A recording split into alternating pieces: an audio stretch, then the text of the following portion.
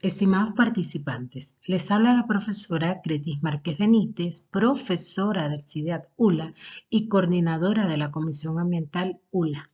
En esta oportunidad estaré con ustedes tratando los aspectos legales para la aplicación de los instrumentos económicos para la financiación de la gestión integrada de los recursos hídricos. A continuación, abordaremos en una primera clase el estudio de la relación entre derechos humanos y derechos ambientales. Con esto busco reflejar los antecedentes y principios del derecho ambiental y las obligaciones medulares de los estados en relación con el derecho al agua. Según expertos en derecho ambiental, el siglo XXI puede ser catalogado como el siglo del ambiente, ya que su principal connotación es el interés en la variable ambiental y su valoración. En los años 50, por ejemplo, se consideraba que los recursos naturales eran independientes del desarrollo del hombre, que eran una fuente inagotable y que las corrientes de desechos que se generaban en el momento no poseían repercusiones en la calidad de vida de la población y de los demás seres vivos. Para los años 60 se empezó a manejar la idea que los recursos naturales no eran ilimitados y en dicho contexto se llevó a cabo el Pacto Internacional de Derechos Económicos, Sociales y Culturales de Nueva York, la primera referencia internacional que conectó explícitamente los derechos humanos con el ambiente.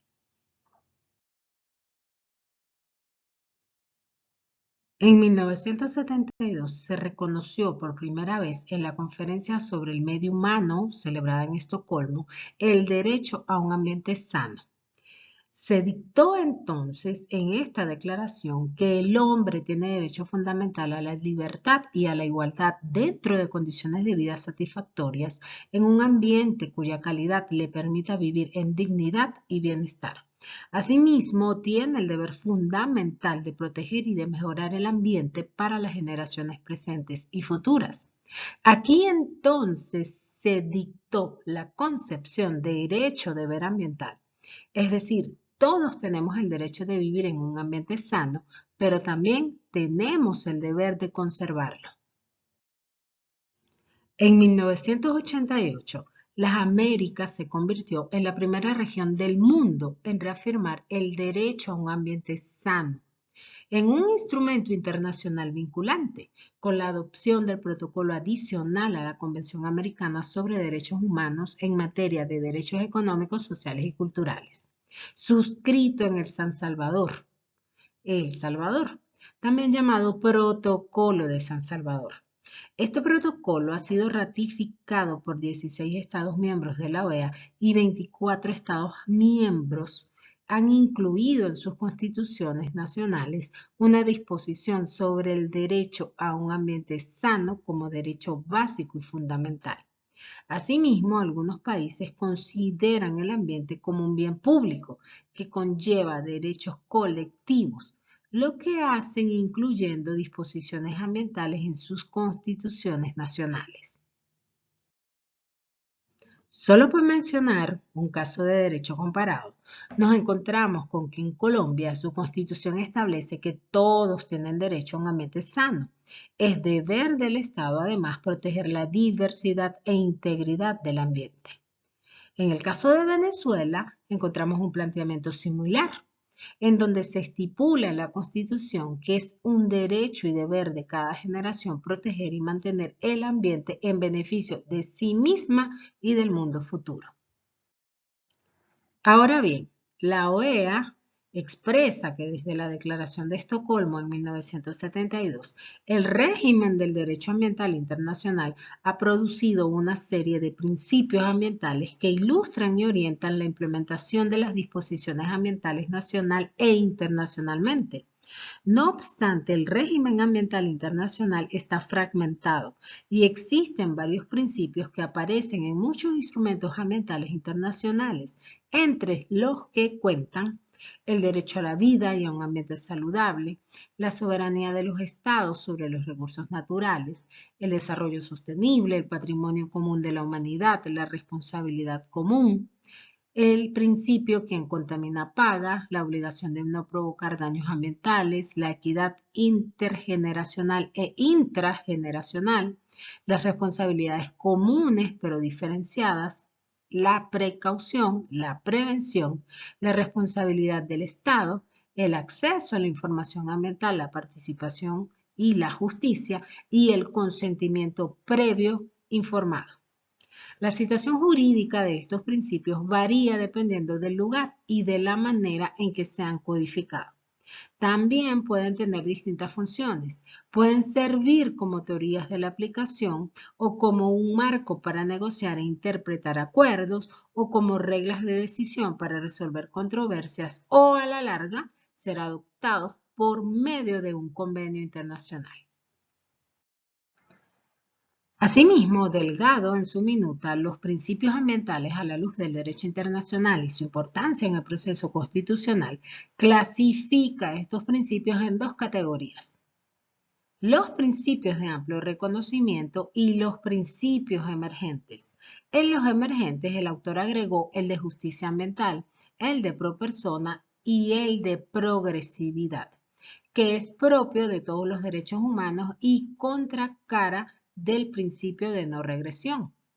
Resultaría entonces beneficioso que se incorporen expresamente algunos principios en las constituciones de los estados, especialmente los aún no reconocidos expresamente y de gran importancia para toda problemática ambiental, independiente de la fórmula que se pueda utilizar, como el de no regresión, progresividad, justicia o equidad ambiental. Mejías y Gómez, en el año 2009, señalaron que en el derecho ambiental latinoamericano, al igual que en España, Portugal, Italia, Grecia y Francia, prevalecía la tendencia a estructurarse en torno al derecho de la persona a disfrutar de un ambiente adecuado. Es así como casi todas las constituciones latinoamericanas lo han reconocido de manera expresa. En Venezuela, su reconocimiento se derivó, en primer lugar, de la interpretación de algunos preceptos de la Constitución Nacional de 1961. No obstante, en la actual Constitución se define expresamente como un derecho individual y colectivo. En este contexto, el derecho ambiental eleva su rango jurídico y amplía su ámbito temático. El actual Estado social venezolano, a partir de la Constitución entonces del 99, reconoció formalmente el derecho al ambiente adecuado como un derecho sustantivo, colectivo y con incidencia en la esfera individual del ciudadano. Un derecho intergeneracional comprometido con el derecho a la salud y con la calidad de vida de las personas. Sin embargo, tal como lo expresa Delgado, resultaría entonces beneficioso incorporar expresamente otros principios de la Constitución, especialmente los aún no reconocidos, que son de gran importancia para toda problemática ambiental. Para que la amplitud y contenido de estos principios pueda irse adaptando a las necesidades complejas de los futuros tiempos, este autor recomienda no definirlos, usar expresiones amplias y ubicarlos en capítulos introductorios o generales que permitan su mayor aplicación práctica. Conforme a esto, se tiene entonces que el alcance del derecho ambiental a nivel nacional se define tradicionalmente a nivel constitucional. Sin embargo, en vista del carácter transversal de la materia y el principio rector del desarrollo sostenible, la tendencia emergente para asegurar la protección y conservación ambiental se inclina hacia un alcance más amplio. En este sentido, el establecimiento de un protocolo de principio para quienes imparten justicia como una herramienta orientadora frente a aquellos casos de demanda o violación de derechos relacionados con el ambiente permitiría no solo dar respuesta a las exigencias de regulación y protección que las personas requieren, sino avanzar en la implementación de los derechos de acceso. Ahora bien, sin el Estado de Derecho Ambiental y la aplicación de los derechos y obligaciones legales, la gobernanza ambiental puede ser arbitraria, es decir, discrecional, subjetiva e impredecible. Es por ello que deben respetarse los elementos del Estado del derecho ambiental, que son el acceso a la justicia y a la información, leyes adecuadas e implementables, la rendición de cuentas, la equidad e inclusión en la participación pública, la responsabilidad por los daños ambientales, la transparencia, los derechos humanos y la aplicación imparcial y justa. Del mismo modo, dentro de los mecanismos susceptibles a ser aplicados por los ordenamientos jurídicos para una protección efectiva del ambiente, se encuentran los componentes básicos de la participación ciudadana en la toma de decisiones ambientales, que comprende tres derechos íntimamente vinculados entre sí: el derecho de acceso a la información ambiental relevante, el derecho de participación ciudadana en la toma de decisiones ambientales de la administración y el derecho de acceso a la justicia en materia ambiental. Muñoz expresa que de los tres derechos señalados, uno se vincula directamente con la protección judicial efectiva del ambiente, el derecho de acceso a la justicia, a través del cual se le reconoce a la persona la capacidad y legitimación de actuar ante los órganos competentes establecidos por ley, tanto para garantizar el ejercicio de los dos primeros derechos como para solicitar directamente la defensa del ambiente afectado por actos u omisiones de particulares o de la administración. De esta forma se ha de entender el derecho de acceso a la justicia como uno de los pilares fundamentales de un Estado de Derecho. Como tal, obliga entonces a los países a poner a disposición de sus ciudadanos mecanismos de tutela de sus derechos y de resolución de sus conflictos de relevancia jurídica a través de recursos judiciales simples, accesibles, de breve tramitación y con un adecuado sistema de cumplimiento, reconociendo siempre en el tribunal tanto el principio de oficialidad como la competencia para analizar y resolver todos los elementos de la impugnación, cualquiera sea su carácter técnico o científico. El derecho de acceso a la justicia ambiental como derecho procedimental, que concreta el derecho a vivir en un ambiente sano, constituye así uno de los mecanismos a través del cual los ciudadanos participan en el control del cumplimiento de las normas ambientales. Por su parte, Ballesteros, en tanto entiende el derecho de acceso a la justicia ambiental como la posibilidad de obtener la solución expedita y completa por las autoridades judiciales de un conflicto jurídico de naturaleza ambiental, lo que supone que todas las personas están en igualdad de condiciones para acceder a la justicia y para obtener resultados individuales o socialmente justos. Bajo esta premisa, Muñoz afirma que a efectos de propender a la evolución del derecho de acceso a la justicia ambiental es necesario permanente desarrollo de la normativa sectorial, efectiva aplicación de tales estatutos, capacitación permanente de las autoridades con competencia para conocer los asuntos de este índole, fortalecimiento de los mecanismos que permiten la resolución de conflictos ambientales de forma completa y expedita, la amplia legitimación activa y la generación de condiciones de igualdad en el acceso a la información ambiental para todos los ciudadanos. Recientemente, en pro de garantizar el Estado de Derecho Ambiental y la participación ciudadana en la toma de decisiones ambientales, las Naciones Unidas han logrado materializar dos decisiones trascendentales. La primera de ellas, el Acuerdo de Escazú, se corresponde al Acuerdo Regional sobre el acceso a la información, la participación pública y el acceso a la justicia en asuntos ambientales en América Latina y el Caribe.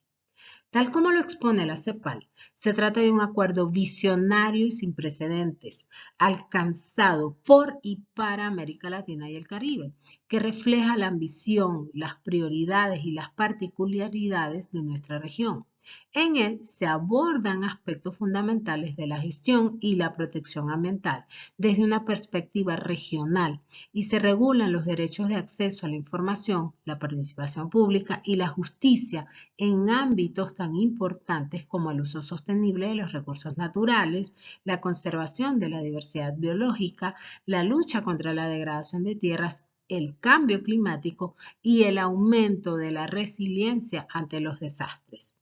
También se incluye la primera disposición vinculante del mundo sobre los defensores de los derechos humanos en asuntos ambientales, en una región en la que se dice que lamentablemente se enfrentan con demasiada frecuencia agresiones e intimidaciones a los defensores del ambiente. Este tratado entonces tiene por objeto luchar contra la desigualdad y la discriminación y garantizar los derechos de todas las personas a un ambiente sano y al desarrollo sostenible, dedicando especial atención a las personas y grupos en situación de vulnerabilidad y colocando la igualdad en el centro del desarrollo sostenible. Este acuerdo regional es un instrumento jurídico pionero en materia de protección ambiental, pero también es un tratado de derechos humanos. Sus principales beneficiarios son la población de nuestra región, en particular los grupos y comunidades más vulnerables. Su objetivo es garantizar el derecho de todas las personas a tener acceso a la información de manera oportuna y adecuada, a participar de manera significativa en las decisiones que afectan sus vidas y su entorno y a acceder a la justicia cuando estos derechos hayan sido vulnerados. En el tratado se reconocen los derechos de todas las personas, se proporcionan medidas para facilitar su ejercicio y, lo que es más importante, se establecen mecanismos para llevarlos a efecto. El segundo instrumento trascendental es la declaración a vivir en un ambiente sano y equilibrado como un derecho humano básico y esencial de todas las personas. Se reconoce entonces que este derecho es inherente a la dignidad de la población y se vincula directamente con el derecho a la vida, el bienestar, la felicidad y la trascendencia de todos los seres humanos, constituyéndose su vigencia efectiva y universal en un imperativo ineludible. Esto finalmente fue reconocido el 28 de julio de este 2022. INRED plantea que el derecho a un ambiente sano, al estructurarse sobre el sentido común de la solidaridad y catalogado como un derecho de tercera generación, surge como respuesta al fenómeno identificado como contaminación de las libertades, lo cual supone una significativa afectación a otros derechos fundamentales, identificado a su vez en la Declaración de Río, como derecho interdependiente e inseparable del derecho a la paz y el derecho al desarrollo. En efecto, como decía la interpretación consultiva del Comité de Derechos Económicos, Sociales y Culturales, si las personas no ven cumplidos sus derechos a un ambiente sano o el derecho a la salud, no pueden disfrutar de un nivel de vida adecuado para desarrollarse plena y dignamente. Solamente dentro de un ambiente sano, las personas pueden gozar del más alto nivel posible de salud física y mental. Como mencionó el secretario general de la ONU, este derecho recién reconocido será crucial para hacer frente a la triple crisis planetaria. Esto se refiere a las tres principales amenazas ambientales interrelacionadas a las que se enfrenta actualmente la humanidad: el cambio climático, la contaminación y la pérdida de biodiversidad. Todas estas mencionadas en el texto de la resolución. En este punto, es conveniente destacar que previa a esta declaración, distintos países de la región ya habían introducido importantes derechos sustantivos en sus constituciones y diversos marcos jurídicos a través de los años. El derecho de vivir en un ambiente sano se ha posicionado como referente de la protección ambiental y el bienestar humano. El Protocolo de San Salvador de la Convención Americana sobre Derechos Humanos consideró así la relación existente y estrecha entre los derechos económicos, sociales, civiles y políticos al señalar el derecho de vivir en un ambiente saludable. De acuerdo con esta visión, en el artículo 11 del Protocolo de San Salvador se establece que toda persona tiene derecho a vivir en un ambiente sano y a contar con servicios públicos básicos. Asimismo, los Estados partes promoverán la protección, preservación y mejoramiento del ambiente. Se reconoce entonces que desde 1988 el servicio de agua potable, por ejemplo, es un derecho humano. Continuando con el espíritu del protocolo, el artículo 11.2 establece que a partir de estos dos enunciados y considerando la obligación general de los estados de tomar medidas para garantizar los derechos consagrados en el protocolo sin incurrir en discriminaciones, se deriva que las obligaciones para los estados respecto al derecho al ambiente sano son al menos las siguientes 5. Garantizar a toda persona sin discriminación alguna un ambiente sano para vivir. Garantizar a toda persona sin discriminación alguna servicios públicos básicos. Promover la protección del ambiente. Promover la preservación del ambiente y promover el mejoramiento del ambiente. En años previos, el Pacto Internacional de Derechos Sociales, Económicos y Culturales, en su artículo 12, ya incluía el mejoramiento del ambiente como una de las medidas que se deben adoptar por los estados para asegurar el derecho de toda persona al disfrute del más alto nivel posible de la salud física y mental. En el 2014, la OEA en su publicación Indicadores de Progreso para Medición de Derechos contemplados en el Protocolo de San Salvador expresaba que independientemente de las situaciones particulares del contexto, el ejercicio del derecho al ambiente sano debería guiarse por los criterios de disponibilidad, accesibilidad, sostenibilidad, aceptabilidad y adaptabilidad. Es así como los estados deben asegurar la disponibilidad o existencia de suficientes recursos para que todas las personas, de acuerdo con sus características específicas, puedan beneficiarse de un ambiente saludable y contar con acceso a los servicios públicos básicos. Adicionalmente, los estados también deben garantizar la accesibilidad. Esto significa que todas las personas sin discriminación alguna puedan acceder a un ambiente sano y a los servicios públicos básicos. La sostenibilidad puede también entenderse como el resultado de cruzar los criterios de disponibilidad y accesibilidad, con el objetivo de asegurar que las generaciones futuras puedan disfrutar también de los beneficios del ambiente sano y de los servicios públicos básicos. Y por último, la adaptabilidad. Debe considerarse como parte de la calificación de sano y no debe tener en cuenta únicamente criterios técnicos de cumplimiento de estándares ambientales, sino que también el estado de los mismos debe permitir a los distintos grupos poblacionales desarrollarse de acuerdo con sus características particulares. En este sentido, la jurisprudencia de la Comisión y la Corte Interamericana permite identificar algunas obligaciones específicas de los estados, que además de proteger el ambiente, son útiles para la protección de otros derechos. Entre ellas se encuentran la adopción de medidas previas para proteger la seguridad y salubridad de la población en los casos de explotación de recursos naturales, el cumplimiento de las normas tendientes a la protección del ambiente y no únicamente la creación de las normas, el cumplimiento de las obligaciones de conservación del ambiente, incluso en aquellos casos en los que se adelanten proyectos de desarrollo, y que además se hace imperativo que la población tenga acceso a la información, participe en los procesos pertinentes de la toma de decisiones y cuente con los recursos judiciales. En este sentido, diversos países han reconocido el derecho a un ambiente sano y ecológicamente equilibrado, el derecho al agua y al saneamiento, el derecho a la vida, el derecho a la utilización y disfrute de la propiedad y los derechos de pueblos indígenas como derechos sustantivos.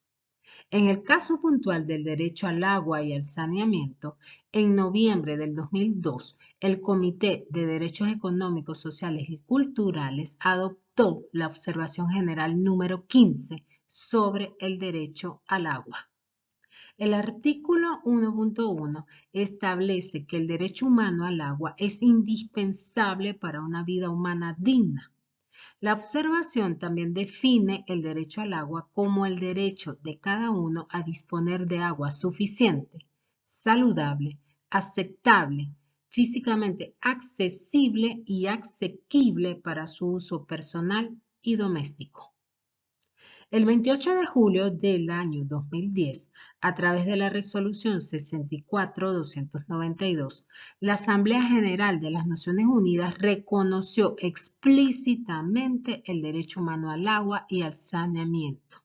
reafirmando que un agua potable limpia y el saneamiento son esenciales para la realización de todos los derechos humanos.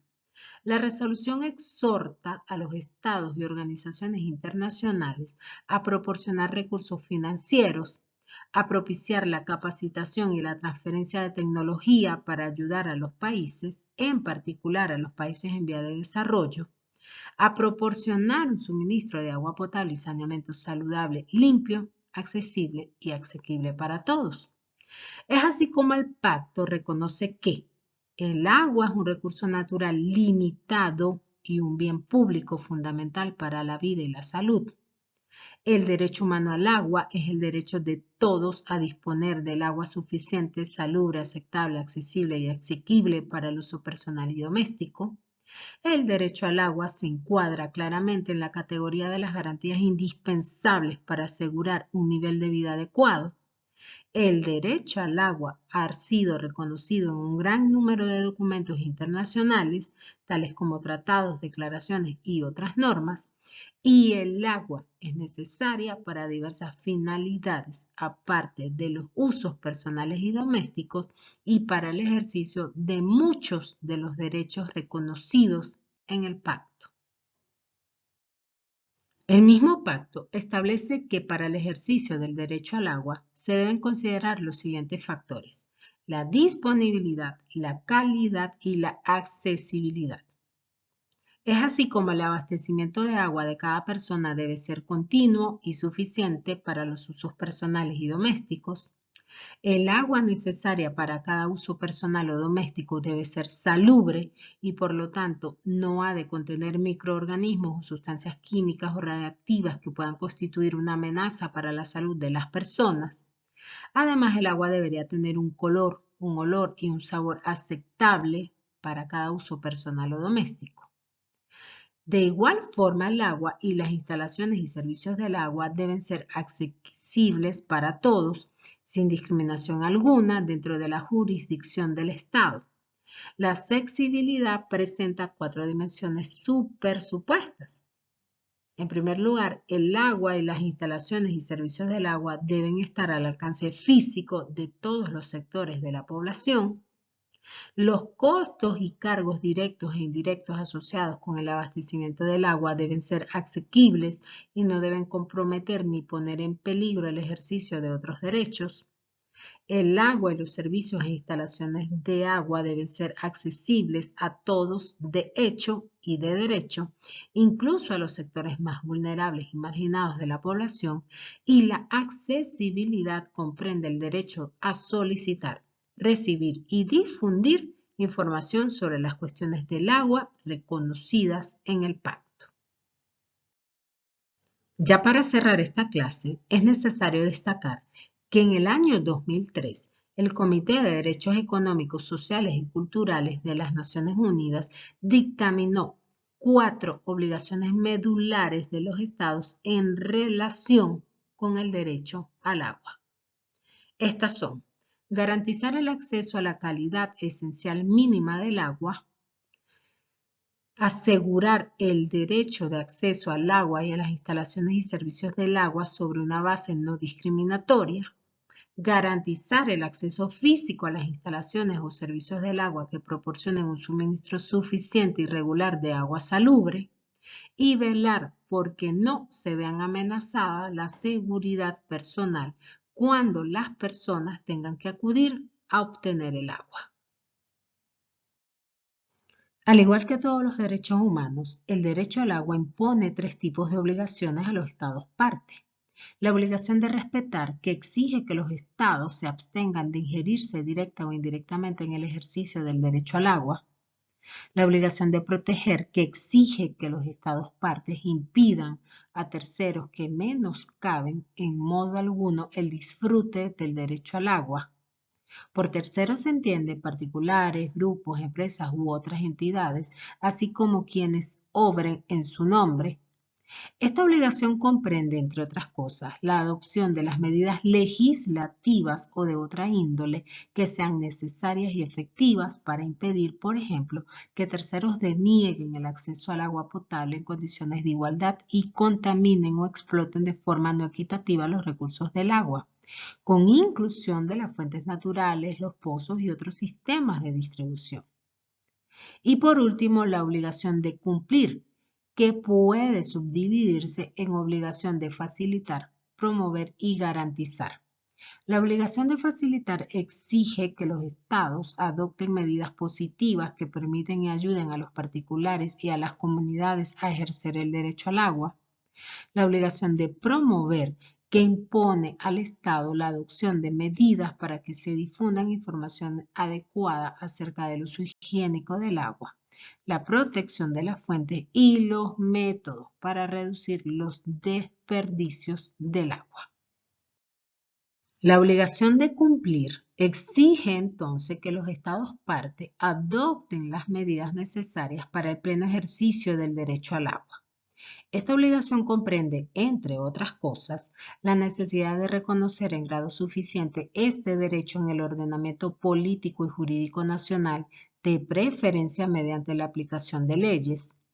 adoptar una estrategia y un plan de acción nacional en materia de recursos hídricos para el ejercicio de este derecho, velar porque el agua sea asequible para todos y facilitar un acceso mayor y sostenible al agua, en particular en las zonas rurales y las zonas urbanas desfavorecidas.